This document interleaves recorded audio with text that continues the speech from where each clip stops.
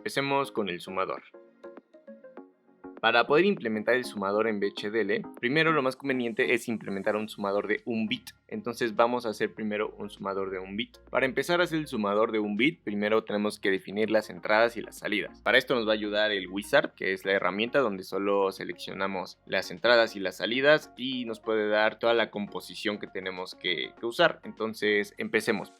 Primero podemos ver aquí Entity FA1. FA1 es el nombre que le pusimos a nuestro sumador de 1 bit. Y después empezamos a definir las entradas y las salidas. Vemos que tenemos la primera entrada que es CIN, Carry In. Y entonces se pone como Carry In STD Logic. Y así conforme a todas las demás se van poniendo. Tenemos la A, que es otra entrada, y B, que es otra entrada. Después en las salidas tenemos el Carry Out y la S. Después de definir las entradas y las salidas, tienen que poner End FA1, que es nuestro sumador. Entonces vamos a empezar con la arquitectura. En este sumador lo más conveniente es usar el método de flujo de datos porque tenemos las ecuaciones que podemos implementar y con eso definir las salidas. Ponemos architecture FA1 of FA1 is. Entonces empezamos a definir. Begin, empezar. Definimos primero la S. La S ya sabemos que es igual a XOR B XOR C in. Después definimos C out, que viene siendo A and B or C in and A XOR B.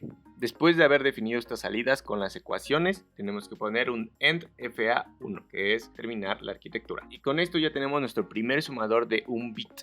Ahora toca definir el sumador de 3 bits, que es una combinación de 3 sumadores de 1 bit. Entonces, para empezar, usamos otra vez el Wizard, que es la herramienta que nos permite poner las entradas y las salidas. Entonces, nuestras entradas de nuestro sumador de 3 bits van a ser las siguientes. Van a ser Carry In, A, B, y nuestras salidas van a ser Carry Out, S. Ahora, nos podemos dar cuenta que A y B son vectores. Esto significa que son números de 3 bits. Esto se muestra de la manera siguiente. Se pone STD Logic Vector to down to 0. Es down to 0 porque tenemos 3 bits, que es el 0, el 1 y el 2. Igual con la salida. En la salida es igual un vector de 3 bits. Después de definir las salidas, empezamos con la arquitectura. Primero tenemos que declarar las entradas. En esta ocasión vamos a declarar X1 y X2, que nos van a servir para poderlas usar como carries outs y carries ins de los primeros bloques. Entonces se pone de la siguiente manera: signal X1, X2, STD Logic.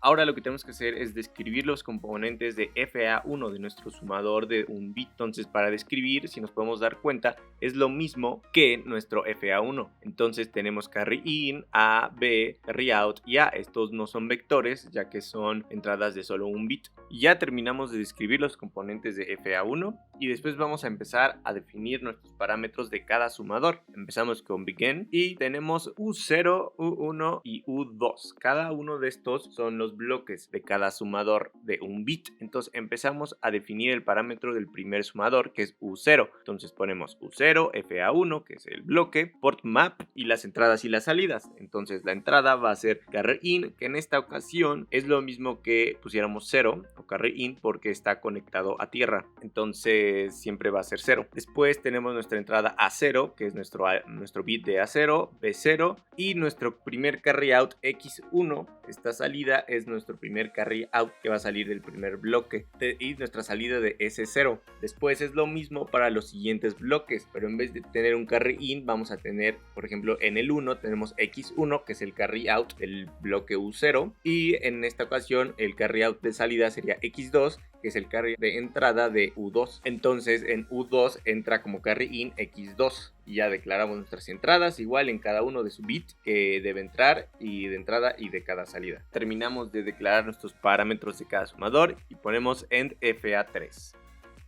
Ok, ahora vamos a ver nuestra simulación. En esta simulación podemos ver cómo tenemos nuestras entradas y salidas. En las entradas A y B las pusimos como contadores, A estando a 10 nanosegundos y B estando a 20 nanosegundos. Y el carry in lo pusimos como un hotkey con la letra C. Y bueno, por ejemplo, en nuestros primeros 10 nanosegundos tenemos 0 en A, 0 en B, que nos da un resultado de 0. Después tenemos en los siguientes nanosegundos 1 y 0, 1 en A y 0 en B, que el resultado es 1. Y así nos podemos ir dando cuenta que cada 20 nanosegundos va cambiando la suma y podemos ir viendo que la suma es correcta.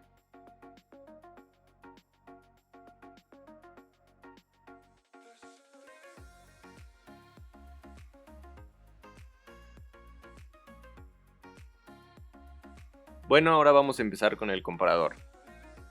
Para el comparador vamos a usar la descripción algorítmica. Empezamos con Entity, nosotros le llamamos com3b, ese es el nombre de nuestro comparador, com3b. Y empezamos igual, que es declarando las entradas y las salidas. Tenemos en esta ocasión 2 entradas y 3 salidas, pero nuestras entradas son de 3 bits cada uno, entonces las tenemos que poner como vectores. Entonces, igual que en el sumador, ponemos A in std logic vector to down to 0. Igual con B, que es en vector, y tenemos nuestras salidas que son de bit único, que tenemos mayor, igual o menor. Para lo siguiente tenemos que declarar la arquitectura. Entonces ponemos architecture com3b, que es el nombre, y empezamos con begin. Como es descripción algorítmica, tenemos que poner process y poner nuestras entradas, que es A y B. Entonces empezamos poniendo if A es mayor que B, then mayor va a ser 1 y todos los demás serán 0, que viene siendo igual y menor. Después, else if A menor que B, then poner que menor vale 1, mayor y igual valen 0. Y else, todo lo demás, poner que igual vale 1, mayor vale 0 y menor vale 0. Y después ponemos end if y así se termina la descripción.